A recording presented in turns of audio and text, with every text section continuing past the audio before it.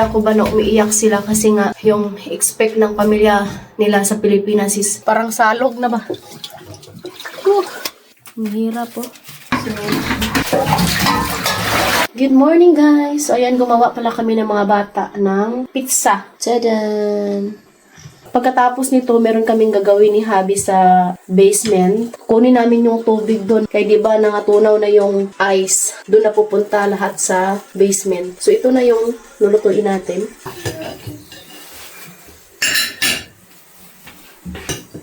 Ma.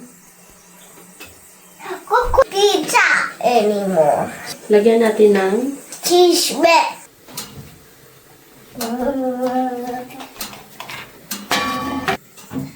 Wait guys, it's out of bed. So, ayan guys, no, naka-prepare na ako ngayon. Panlabas. Tutulungan ko si Habi kunin yung mga tubig doon sa basement. But before that, ihanda ko muna yung pagkain ng mga bata kaya hindi sila pwedeng lumabas ngayon. So, na. You want milk chocolate? No. No?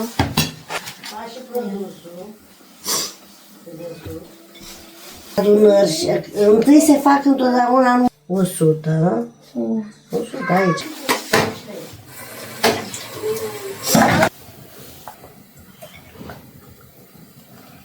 Yummy?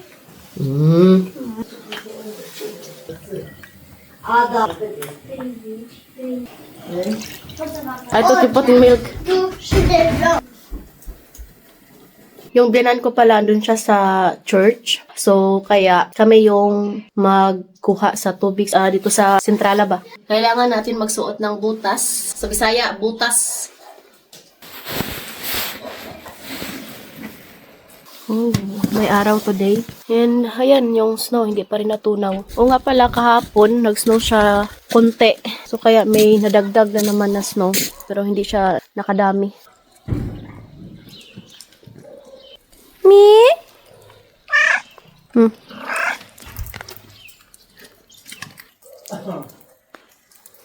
Alam nyo ba, marami kaming pusa dito sa bahay, pero hindi yan sa amin. Pupunta lang sila dito kasi nga napakain din namin ba. So, kaya gustong-gusto nila dito sa amin. So, tingnan nyo naman yung ice dito guys, oh.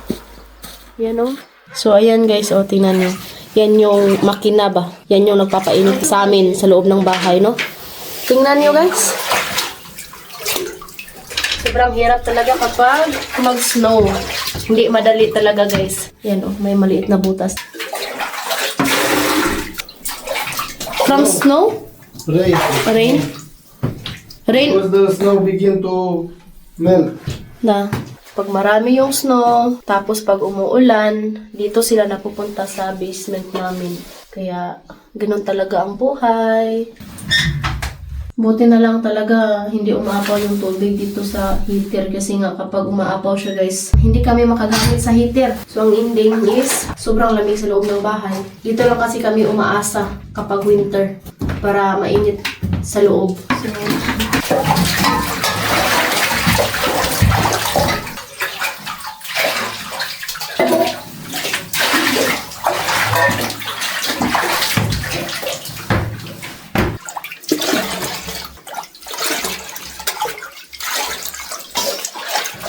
sa abroad, walang buhay prinsesa. Ito yung reality life.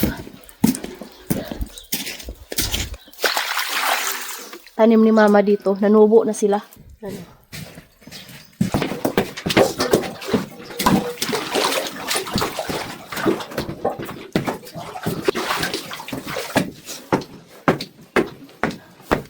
Hindi naman ako nagsisisi na ito yung buhay na pinili ko.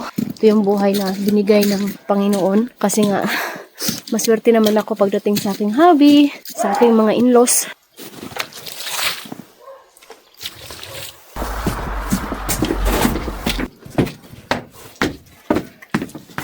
Hindi mahirap ang buhay kapag ang mag-asawa ay nagtutulungan. Dapat be proud tayo, no? Minsan, hindi rin sa lahat ng oras na meron kami, minsan din wala. So, kaya kailangan talagang magsikap.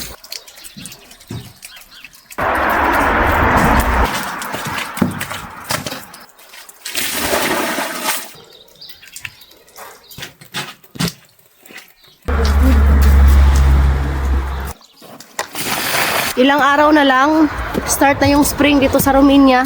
Goodbye winter soon.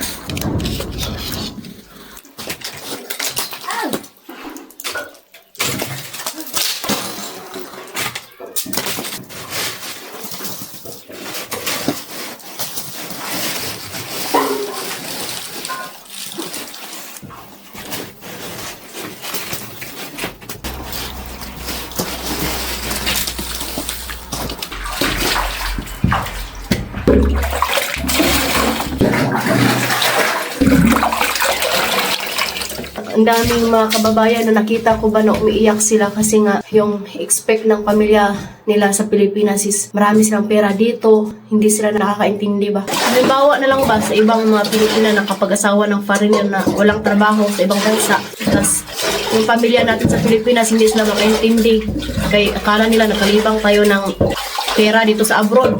Sobrang hirap guys, oy. Like na lang sa akin noon na kapag nanghingi ng pera yung mga kapatid ko, wala ako mabigay kasi wala akong trabaho dito, wala akong pera. Yung hobby ko naman is, yung sahod niya is hindi naman kalakihan, tamang-tama lang sa pamilya. So wala akong magawa kundi iiyak na lang. Kasi nga hindi man ako pwedeng magtrabaho kay that time buntis ako. Sila si Katyusha maliit pa lang. So kaya naisipan ko rin talaga na mag-vlog para may sariling income ba. Makatulong din ako ni hubby. So kaya in-explain ko talaga sa pamilya ko sa Pilipinas, mga kapatid ko, na ito yung life ko dito sa Romania. Hindi ako mayaman, hindi mayaman si hubby.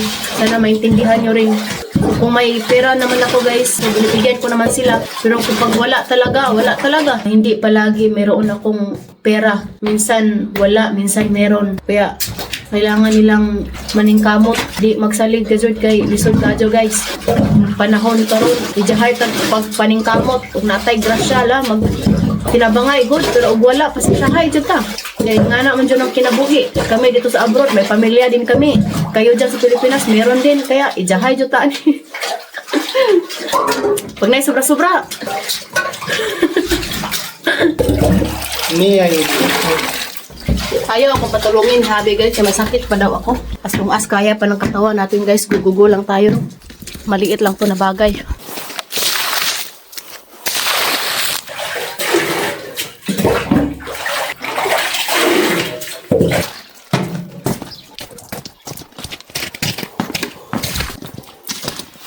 Parang last na to.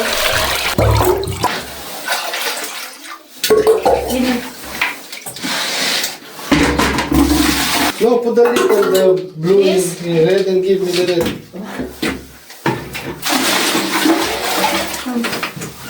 Thank you, good job. Good job. So, ayan, nakuha na namin lahat yung tubig. Bukas na naman to ng umaga. Basta pag maraming snow sa labas, pag umuulan ng malakas, dito napupunta yung tubig sa dito guys. Tapos doon sa basement. This is our real life in Romania. Go there in basement wala. Tama yan. Dito guys, basement guys. Sobrang, oh my goodness, my love. We need mo to po, tama Ha! yun. Ang daming tubig dito guys. Baha. Woo! Ito yung basement namin guys. Anong nangyari sa ating dalawa? Parang salog na ba?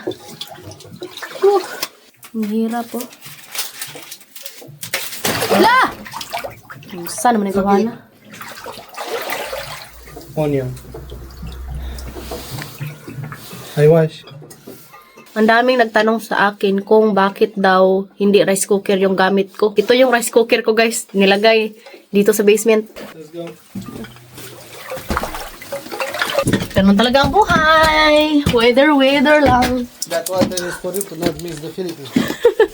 So, ayan guys. Thank you for watching. Hope you enjoyed. Don't forget to like and subscribe our YouTube channel and Facebook page, The Petri Family. Bye!